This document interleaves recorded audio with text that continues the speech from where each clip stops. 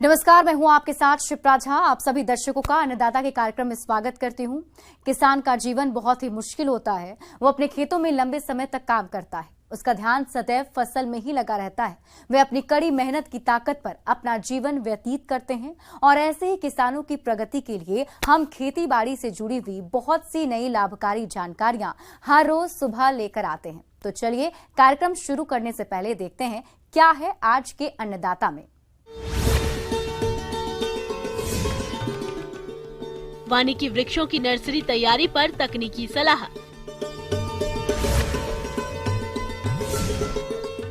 Nano urea का फसलों में उपयोग करना है फायदेमंद।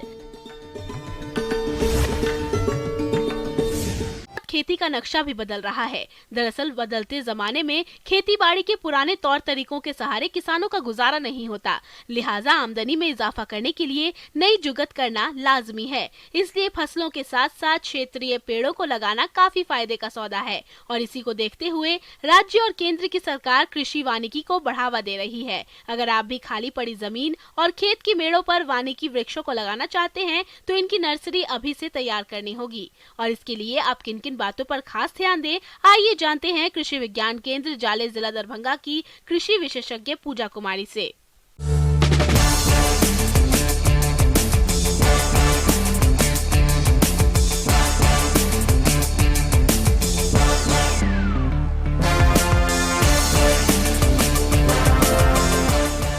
नमस्कार किसान भाई, मैं पूजा कुमारी, गृह वैज्ञानिक, कृषि विज्ञान केंद्र जाले से। आज मैं आप सभी को कृषि वानिकी की पौधशाला कैसे तैयार करें इस विषय पर बताऊंगी।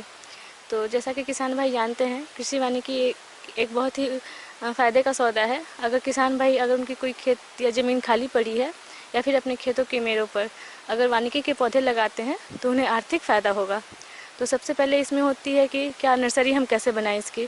तो किसान भाई इसके लिए पॉपुलर या फिर सहजन, सागवान, बांस, झाड़ू इत्यादि के पौधों की नर्सरी लगा सकते हैं या फिर इसकी कटिंग को भी वो लगाकर अपनी नर्सरी तैयार कर सकते हैं।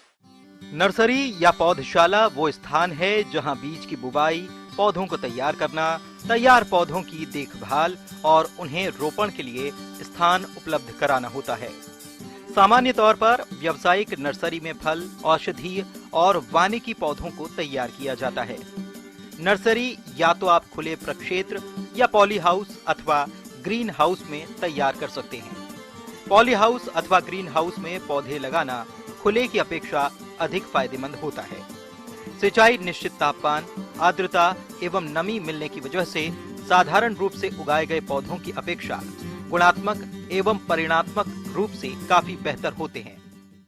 तो नर्सरी तैयार करने के लिए किसान भाई या तो खाली पड़ी ज़मीन का उपयोग करें या फिर पॉली हाउस, नेट हाउस अगर उनके पास है तो ज़्यादा अच्छा रहेगा उनके लिए। नर्सरी लगाने के लिए सबसे पहली चीज़ होती है वो बीजों का चुनाव करना होता है। तो किसान भाई जब बीज का चुनाव करेंगे तो ऐसे पेड़ों को लेंगे जो कि सीधे हों तथा जिनकी शाखाएं कम हो। तो ऐसे पेड़ों के जो बीजे लेंगे वो अधिक उत्तम होता है। इन बीजों को लेने के बाद इनको सुखाकर फिर उसकी ग्रेडिंग करके उसे हम केमिकली ट्रीट करते हैं। रसायन से उपचारित करने के लिए हम क्लोरोपाइरीफॉस नामक दवा का उपयोग करेंगे जो कि 2 ml प्रति लीटर पानी में मिलाकर हम बीजों को उपचारित करेंगे। अगर किसान भाई पॉपुलर या फिर बांस की कटिंग लेते हैं, उनका कलम तैयार करते हैं तो उसे भी पहले उपचारित कर लेंगे। उपचारित करने के बाद किसान भाई इसे या तो खाली पड़ी ज़मीन पर या फिर पॉलीथीन के बैग में बनाकर इसकी नर्सरी तैयार कर सकते हैं। पॉलीथीन में बैग बनाकर नर्सरी तैयार करना किसानों के लिए अच्छा होता है क्योंकि जब इसका वो रोपण करते हैं तो उस समय उन्हें ज़्यादा नुकसान नहीं होता है या फिर परेशानी का सामना नहीं करना पड़ता है।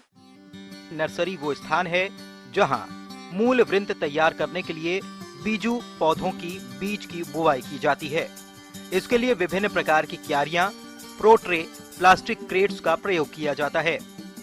पौधशाला हेतु उपलब्ध 4 इंच चौड़ाई और 10 इंच लंबाई की पॉलीथीन थैलियां लेकर 5 से 6 छिद्र कर लें। थैली के आधे भाग में 10 से 12 छिद्र हो जाएंगे। इसके बाद थैलियों को भरने के लिए पौधशाला की क्यारियों में ही छनी हुई गोबर की खाद, चिकनी मिट्टी और बालू रेत को बराबर भाग में मिलाकर मिश्रण बना लें और फिर थैलियां भरना शुरू करें।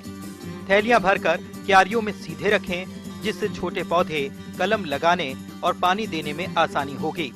साथ ही आप इनमें दूसरे पौधों को भी लगा सकते हैं। मिट्टी भरेंगे, फिर इसमें बीजों का रोपण करेंगे या फिर कलम का जो उनके पास है उसका रोपण करेंगे। फिर इसे एक कतार में रख लेंगे।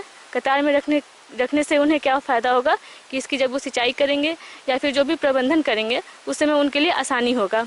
किसान भाई अगर नमी का ध्यान रखें तथा समय समय पर कीटों का या फिर कोई भी बीमारी है उसका रोकथाम करे, प्रबंधन करे, तो उनकी नर्सरी बहुत अच्छी तरीके से तैयार हो जाएगी। अगर कीट का प्रबंधन करना है तो किसान भाई क्लोरोपाइरीफॉस नामक दवा का 2 ml प्रति लीटर पानी में छिड़काव करेंगे। अगर उन्हें अपने पौधों में कोई भी रोग दिखता है या फिर कोई भी ऐसा हानिकारक चीज़ दिखता है तो किसान भाई इसके लिए मैंकोजेब नामक दवा का 2 ग्राम प्रति लीटर पानी में डालकर स्प्रे करेंगे। इस प्रकार किसान भाई अगर वैज्ञानिक तरीके से नर्सरी तैयार करते हैं अपना, तो किसान भाइयों को बहुत ही फायदा होगा तथा इनसे जो पेड़ भी बनेंगे वो काफ़ी स्वस्थ और मजबूत बनेंगे। धन्यवाद।